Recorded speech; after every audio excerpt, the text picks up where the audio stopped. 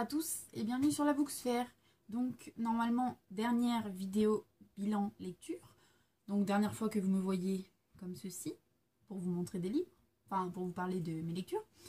Avant de commencer avec les lectures que j'ai beaucoup aimées, donc il y en a 3, je vous montre rapidement un livre que j'ai pas du tout aimé. Je veux pas clasher ni rien, donc je vais pas vraiment en parler. Je vais juste vous montrer rapidement le bouquin et vous dire que j'ai pas aimé quoi. Voilà, Un amour de jeunesse de Margot Malmaison. Donc c'est l'histoire de Maxence et Margot. Bon, bof, hein. Non. Ça, c'est pas passé. Ça passera pas. Il y a apparemment un tome 2. Non, c'est pas au programme du tout. Voilà.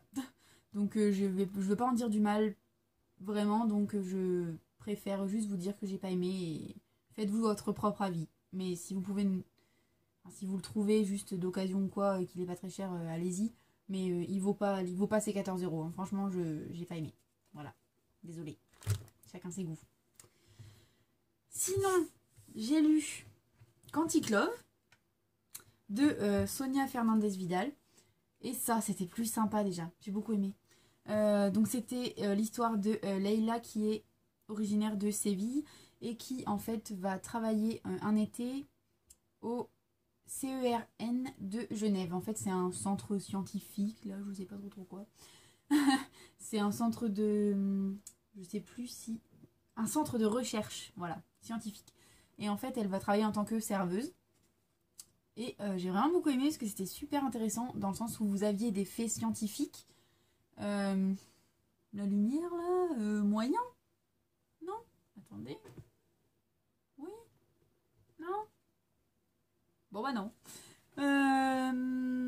Donc je disais, oui, on apprend des choses sur la science en même temps qu'elle en fait, puisqu'elle fait vraiment des découvertes assez intéressantes.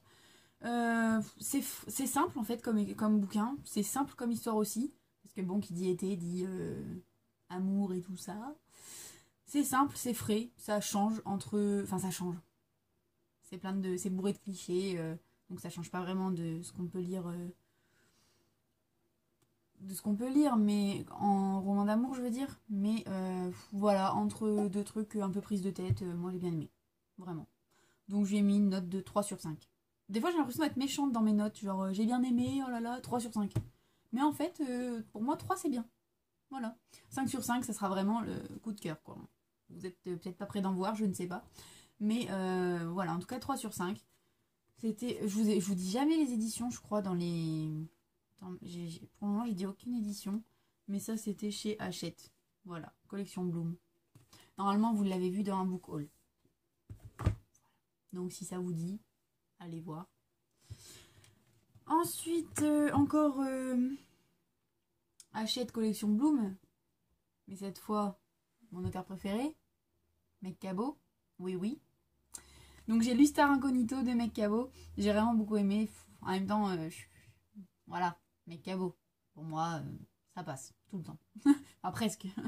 Donc, Star Incognito, ça parle de Jenny Greenley qui est chargée d'accueillir un nouvel élève dans son lycée qui s'appelle Luke Striker et qui est en fait une célébrité. Voilà. Mais il est dans le lycée Incognito.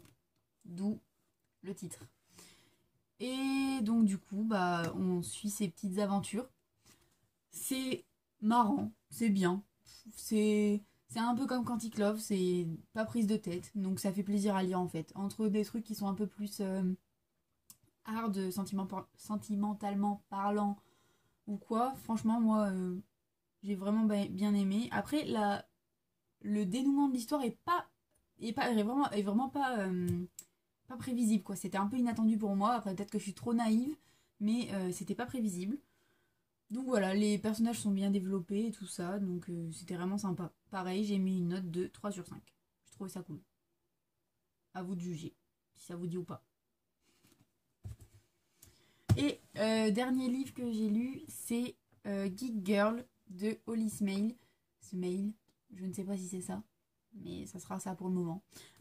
Donc dans ce bouquin, Harriet est considérée comme une geek. Elle préfère clairement les bouquins à la mode, c'est pas trop son truc.